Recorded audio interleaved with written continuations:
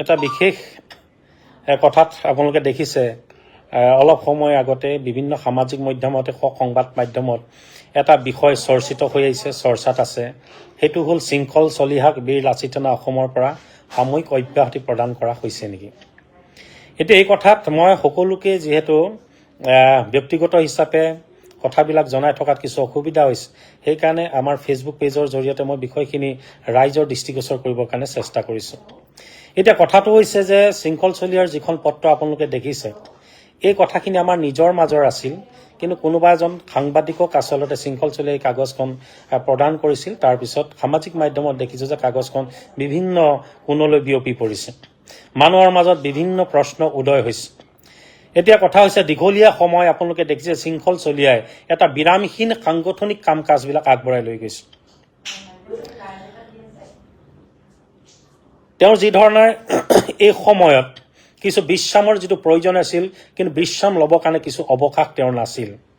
আৰু সেইকাৰণে আপুনি তাৰ সমান্তৰালভাৱে আপোনালোকে দেখিব যে কেইদিনমানৰ পৰা সামাজিক মাধ্যমতে হওক, সংবাদ মাধ্যমতে হওক, এছাম ন্যস্ত স্বাৰ্থ জড়িত মহলে উদ্দেশ্যপ্ৰণোদিতভাৱে ষড়যন্ত্ৰমূলকভাৱে শৃংখল চলিহাক অপবাদ দিবৰ কাৰণে বা কেতিয়াবা কংগ্ৰেছৰ বা কেতিয়াবা বিজেপিৰ এজেণ্ট হিচাপে কাম কৰি থকাৰ বিভিন্ন অভিযোগ ইফালে প্ৰদান কৰি আহিছে, যাৰ জৰিয়তে আপোনালোকে দেখিব সাংঘাতিক ধৰণে মানসিক অন্তৰ্দ্বন্দ্বতাৰ মানসিক অশান্তিত ইতিমধ্যে শৃংখল চলিহা লাহে লাহে ভুগিবলৈ আৰম্ভ কৰিছে।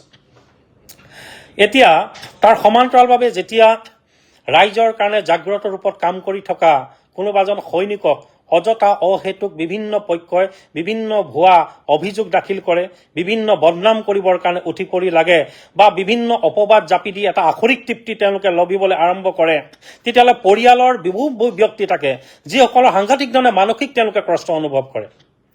গতিকে সেয়েহে বীৰ লাচিত সেনাৰ আজি এখন কাৰ্যনিৰ্বাহকতে শৃংখল চলিহাৰ লগতে আলাপ আলোচনা কৰি আজি ব্যক্তিগত হিচাপেও শৃংখল চলিহাৰ লগত প্ৰায় মোৰ এঘণ্টা সময় বাৰ্তালাপ হৈছে। কালি গুৱাহাটীত আমি দুইজন একেলগে আছিলোঁ। গতিকে সেইকাৰণে এটা আলোচনা হৈছে যে তেওঁক কিছু বিশ্ৰামৰ প্ৰয়োজনীয়তা আছে। ডক্টৰৰ লগতো কিছু পৰামৰ্শ লোৱা হ'ল। তেওঁক এটা কথাই কোৱা হ'ল যে তেওঁ এটা ৰেষ্টলেছ ব্ৰেইন হৈ গৈছে। তাৰ সমান্তৰালভাৱে তেওঁ পৰিয়ালক যি ধৰণে সময় দিবলগীয়া হৈছিল, তেওঁৰ মাকক, তেওঁৰ পৰিবাৰক যি ধৰণে সময় দিবলগীয়া হৈছিল, তেওঁলোকৰ লগত সময় অতিবাহিত কৰাৰ যিটো প্ৰয়োজন আছিল, সেই লাহে লাহে সাংগঠনিক এটা ব্যস্ত কাৰ্যসূচীৰ কাৰণে তাৰ পৰা তেওঁ বিৰত থাকিবলগীয়া হৈছে। সেয়েহে আমি ভাবোঁ যে ভৱিষ্যতলৈকে শৃংখল চলিহা হৈ থাকিব লাগিব। ভৱিষ্যতলৈকে জাতীয় জীৱনত যেতিয়াই সমস্যা আহিব, প্ৰত্যাহ্বান আহিব, তেতিয়া বজ্ৰকণ্ঠৰে শৃংখল চলিহাই প্ৰত্যেকটো খিলঞ্জীয়া মানুহৰ সাহস আত্মবিশ্বাসৰ প্ৰত্যয় হিচাপে থিয় হৈ থাকিব লাগিব। সেইকাৰণে শৃংখল চলিহাক সাময়িকভাৱে বীৰ লাচিত সেনা অসমক তেওঁক কিছু বিশ্ৰাম প্ৰদান কৰা হৈছে। যেতিয়াই শৰীৰ সুস্থ হৈ উঠিব, পুনৰ জাগ্ৰত ৰূপত খিলঞ্জীয়াৰ এই ত্ৰাণকৰ্তাৰ ৰূপত খিলঞ্জীয়া মানুহৰ যিটো আত্মপ্ৰতিষ্ঠাৰ যিখন সংগ্ৰাম, এই সংগ্ৰামখনৰ অধিক শক্তিশালী ৰূপত আগবঢ়াই লৈ যোৱা শৃংখল চলিহাক ন ৰূপত আপোনালোকে দেখিবলৈ পাব। এতিয়া কথাটো হৈছে যে এছাম আপোনালোকে মানুহ দেখিছে যিসকলে অহেতুকভাৱে শৃংখল চলিহাক সমালোচনাৰ কেন্দ্ৰবিন্দু কৰি লৈছে। তেওঁলোকে সামাজিক মাধ্যমত বিভিন্ন ধৰণৰ কথা বতৰা লিখি, তৰল সস্তীয়া কথা বতৰাই লিখি তেওঁলোকে মানসিকভাৱে হাৰাশাস্তি কৰি তেওঁলোকে আখৰিক তৃপ্তি লভাৰ আমাৰ দৃষ্টিগোচৰ হৈছে। আজি নাগৰিক সভা, শিৱসাগৰত নাগৰিক সভা হৈছে। পুৱাতে শৃংখল চলিহাই মোলৈ ফোন কৰিছে। ফোন কৰি খুব সুন্দৰভাৱে এটা সুন্দৰ মন লৈ যাতে শিৱসাগৰ সদায় শিৱসাগৰ হৈ থাকে, শিৱসাগৰত যাতে কোনো সাম্প্ৰদায়িক বিষবাস্প বিয়পাব নোৱাৰে, যিবিলাক অপশক্তিয়ে শিৱসাগৰ বাকীৰ মাজত সাম্প্ৰদায়িক বিষবাস্প বিয়পাই তাৰ মাজত খিলঞ্জীয়া মানুহ ভাগ ভাগ কৰিবৰ কাৰণে এক কুটিল ষড়যন্ত্ৰত লিপ্ত হৈছে, তাক যাতে নহয় তাৰ কাৰণে তেওঁ নাগৰিক সভাখনলৈ গৈছিল। কিন্তু আমি দেখিবলৈ পালো যে ৰাতিপুৱাই এজন বিধায়ক, এজন ৰাজনৈতিক দলৰ বিধায়কে শৃংখল চলিহাৰ সন্দৰ্ভত যি ধৰণে খুব দৃষ্টিকটুভাৱে খুব তৰল সস্তীয়া ধৰণৰ কথা বতৰা কৈ তেওঁক এটা অপবাদ দিবৰ কাৰণে চেষ্টা কৰিলে, জনমানসত শৃংখল চলিহাৰ ভাৱমূৰ্তি নাশ কৰিবৰ কাৰণে তেওঁ চেষ্টা কৰা আমাৰ দৃষ্টিগোচৰ হ'ল। তাৰ সমান্তৰালভাৱে আপুনি দেখিছে যে যি সময়ত খুব শক্তিশালী ৰূপত দিন ৰাত একাকাৰ কৰি অসমীয়া মানুহৰ যিবিলাক শংকা মনত ইতিমধ্যে পুহি ৰাখিছে, যিবিলাক বিষয় মানুহক আচ্ছন্ন কৰি ৰাখিছে, তাক নিৰ্মূল নিৰাময় কৰিবৰ কাৰণে শৃংখল চলিহাই যোৱা সময়ছোৱাত কাম কৰিছে, বিৰামহীনভাৱে কাম কৰি গৈছে।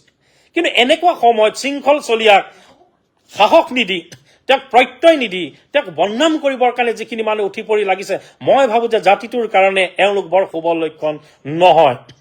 গতিকে আজি যেতিয়া নাগৰিক সভাত আছে, নাগৰিক সভাত বক্তব্য দি থকাৰ সময়তো আমি দেখিবলৈ পালোঁ, তাত শুনিছোঁ বা তাৰ পৰাও জনাইছে যে কিছু ব্যক্তিয়ে তেওঁক কথা কোৱাৰ মাজত বাধা প্ৰদান কৰিছে আৰু ইমানতে কথা সামৰিব লাগে বুলি এই মই চিঞৰ বাখৰ লগাইছোঁ। গতিকে সকলোৱে জানে যে শৃংখল চলীয়া কিছু উগ্ৰ, শৃংখল চলীয়া আৱেগিক কিছু ল'ৰা, গতিকে পটককৈ তেওঁৰ খং উঠে। গতিকে সেইকাৰণে যিসকলে নাগৰিক সভাৰ কথাটো লৈ কৈছে তাৰ পৰা ওলাই গুচি গৈছে। এতিয়া মই সেইকাৰণে কৰোঁ যে বহুতে কৈ আছে যে কেইদিনমান আগত অখিল গগৈয়ে এখন পত্ৰ প্ৰেৰণ কৰিছিল, তাৰ সমান্তৰালভাৱে বিভিন্ন পক্ষই অভিযোগ কিবা দাখিল কৰিছে বুলি কৈছে বীৰ লাচিত সেনা মঞ্চলৈ। আমি বীৰ লাচিত সেনা অসমৰ মঞ্চৰ পৰা মুখ্য সচিবে তাৰ এটা কথা খুব স্পষ্টভাৱে জনাই দিছোঁ, সেইটোৱে হ'ল যে কোনোবা ৰাজনৈতিক দলৰ বা কোনোবা বিষয়ে হয় আমি সকলোৱে পৰামৰ্শ গ্ৰহণ কৰিম, আমাৰ যদি কিবা ভুল আছে তাক শুধৰণি কৰি ভৱিষ্যতলৈ সংগ্ৰামৰ বাট তৈয়াৰ কৰিবৰ কাৰণে আমি চেষ্টা কৰিম। ভৱিষ্যতলৈ আমাৰ মাজত যিবিলাক ভুল হৈছে তাক পুনৰাবৃত্তি নকৰিবৰ কাৰণে আমি সংগ্ৰামখনক সজাই পৰাই আমি আগবঢ়াই লৈ যাবৰ কাৰণে তাত আমাৰ কোনো দ্বিমত নাই। কিন্তু কাৰোবাৰ কথা মতে বীৰ লাচিত সেনাই উঠা বহা কৰিব বা কোনোবাই জনোৱা অভিযোগকে বীৰ লাচিত সেনাৰ সংগ্ৰামী সত্তাটোক প্ৰভাৱিত কৰিব, ই কোনো দিন কিন্তু সম্ভৱ নহয়। গতিকে বিশেষ কথা একোৱেই নাই। বিৰামহীনভাৱে থকা শৃংখল চলীয়া কিছু বিশ্ৰাম দিবৰ কাৰণে শৃংখল চলীয়াৰ মাতৃয়ে যেনেধৰণে শৃংখল চলীয়াৰ সান্নিধ্য বিচাৰিছে, তেওঁৰ পৰিবাৰে যেনেধৰণে তেওঁৰ লগত সময় পাৰ কৰিব বিচাৰিছে, গতিকে সকলোৰে লগত আলাপ আলোচনা কৰি কেন্দ্ৰীয় সমিতিৰ সকলো বিষয় আমি একেলগে একত্ৰিতভাৱে পৰিয়ালৰ এই সময়ত আমি ঐক্যবদ্ধ হৈ আছোঁ আৰু শৃংখল চলীয়াও যাতে মানসিকভাৱে কিছু সুস্থ সবল হয়, এটা সুস্থিৰ মন লৈ আহে, তাৰ কাৰণে আৰু ডাক্তৰৰ লগতো কালিৰ পৰা আপুনি তেওঁৰ শৃংখল চলীয়াৰ লগত একেলগে ঘূৰি ফুৰিছে, গম পাব যে কেইদিনমান আগৰ পৰা গোলাঘাট জিলা সমিতিৰ মুখ্য সচিব অভিলাষ বৰা তেওঁৰ লগত দিন ৰাত একাকাৰ কৰি ঘূৰি ফুৰিছে। অভিলাষ বৰাকো যদি কোনোবা সোধে নিশ্চিতভাৱে গম পাব যে শৃংখল চলীয়া কেনেধৰণে অসুস্থ হৈ আছে। গতিকে এই সময়ত বেলেগ কোনো বিতৰ্ক নাই। শৃংখল চলীয়া অসমৰ জাতীয় জীৱনৰ কাৰণে এটা সম্পদ, বীৰ লাচিত সেনা অসমৰ কাৰণে এটা সম্পদ। গতিকে এই সম্পদটোক সদায় সম্পদ কৰি আমি তৈয়াৰ কৰিব লাগিব।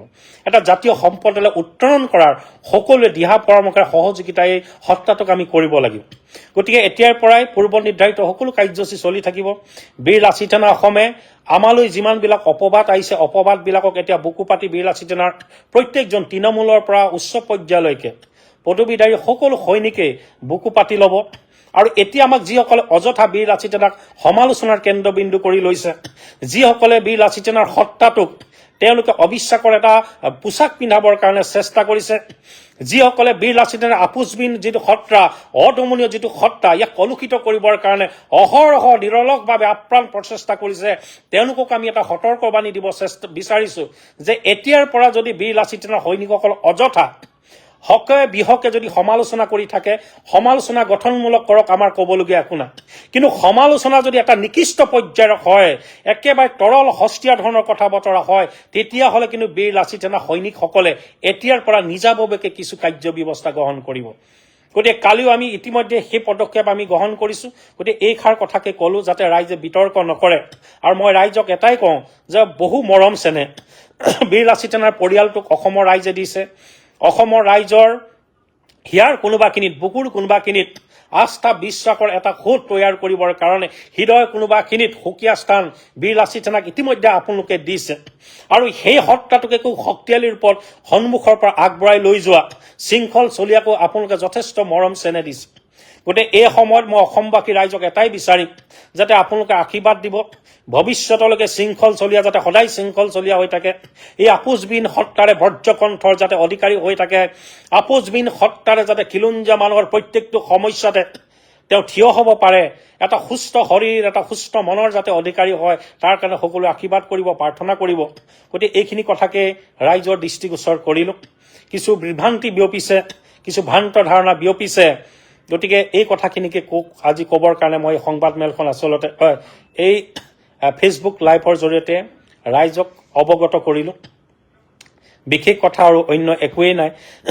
এচাম মানুহে, পুনৰবাৰ কৈছোঁ, এচাম মানুহে বীৰ লাচিত সেনা অসমৰ এই উত্থানমুখী যাত্ৰাত, বীৰ লাচিত সেনা অসমৰ এই উত্তৰণমুখী যাত্ৰাত কোনোবাখিনিত শংকিত হৈছে, কোনোবাখিনিত তেওঁলোকে, মই ভাবোঁ যে কিছু শংকাত তেওঁলোকে ভুগিবলৈ আৰম্ভ কৰিছে। গতিকে সেইকাৰণে হকে বিহকে বীৰ লাচিত সেনাৰ সংগ্ৰামখনক তেওঁলোকে বিপথে পৰিচালিত কৰিবৰ কাৰণে চেষ্টা কৰিছে। মানুহৰ মাজত অবিশ্বাসৰ বীজ ৰোপণ কৰিবৰ কাৰণে তেওঁলোকে নেৰানেপেৰাভাৱে কাম কৰি আছে। গতিকে এই ষড়যন্ত্ৰ তেওঁলোকৰ সফল নহ'ব, এই ব্যথা ষড়যন্ত্ৰ তেওঁলোকৰ নিশ্চিতভাৱে হ'ব।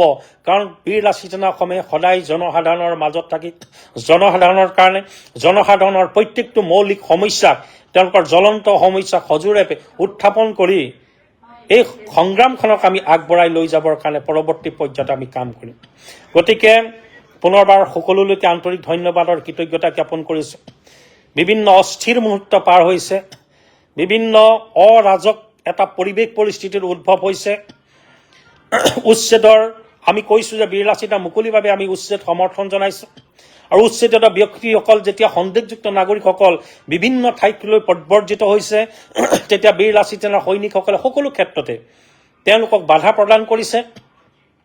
কিন্তু ইয়াৰ সমান্তৰালভাৱে আমি বীৰ লাচিত সেনা অসমে এই সমস্যাটোৰ এটা স্থায়ী সমাধানো আমি বিচাৰিছোঁ। গতিকে চৰকাৰখনে কেৱল যাতে ৰাজনৈতিক উদ্দেশ্য প্ৰণোদিতভাৱে ৰাজনৈতিক নিৰ্বাচনী বৈতৰণি পাৰ হ'বৰ কাৰণে যাতে এই মায়াজাল যিবিলাক উচ্ছেদৰ যিটো নাটক তেওঁলোকে আৰম্ভ কৰিছে, বা আমি ভাবিছোঁ এটা সদিচ্ছা তেওঁলোকে প্ৰদান কৰিছে, সদিচ্ছা লৈ যাওক আৰু ই যাতে এটা স্থায়ী সমাধানলৈ পৰ্যবেক্ষিত হয়, তাৰ কাৰণে চৰকাৰখনক দায়িত্ব আৰু দায়বদ্ধতাৰে সদিচ্ছাৰে কাম কাজবিলাক আগবঢ়াই লৈ যাবৰ কাৰণে বীৰ লাচিত আমি অনুৰোধ জনাইছোঁ।